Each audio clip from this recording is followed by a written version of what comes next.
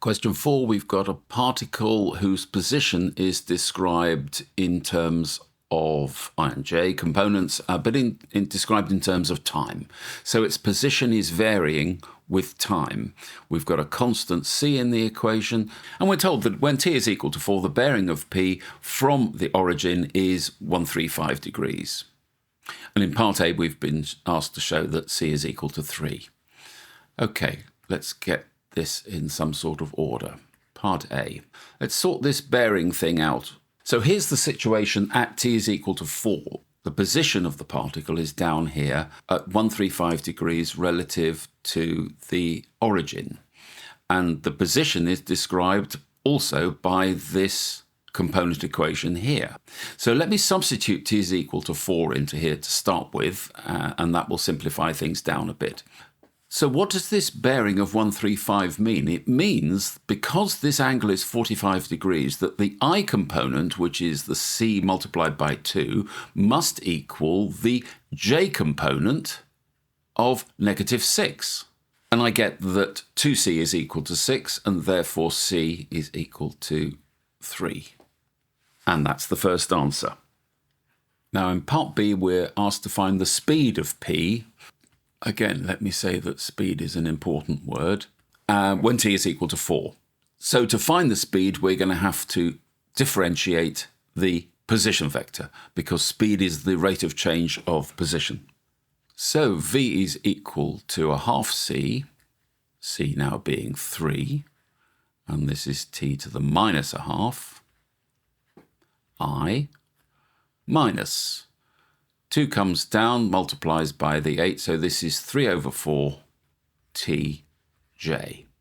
So substituting t equals 4, I get that v is equal to, this is 3 over 2, multiplied by, this is 1 over the square root of 4, which is a half, 1 over 2, I, minus, this is 4, so this is 3j.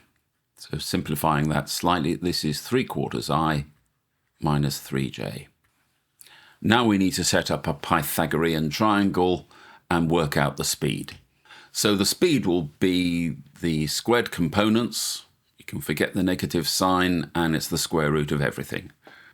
And if you work that out and quote it to 3 significant figures, you get 3.09.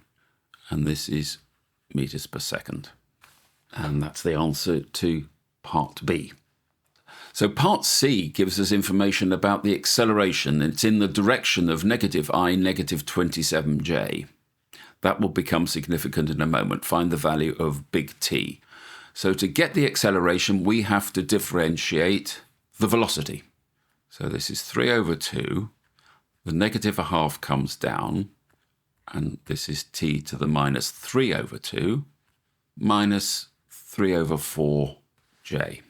So simplifying slightly, this is equal to negative 3 over 4 t to the minus 3 over 2. Oh, and I've forgotten an I there. So it's an I here, minus 3 over 4j. So now we're going to use this fact of the direction. What this means is that the j component of this acceleration is 27 times the I component. And here it is written down. The j component, 3 over 4, we can forget the negative signs, 3 over 4 is equal to 27 times the I component.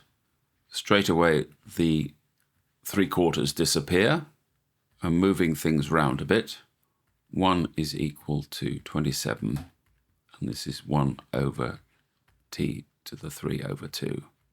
And if you cube root both sides, I get that t to the half is equal to 3, and therefore if I now square both sides, I get that t, which is equal to big T, of course, this is equal to 9 seconds. And that's your answer.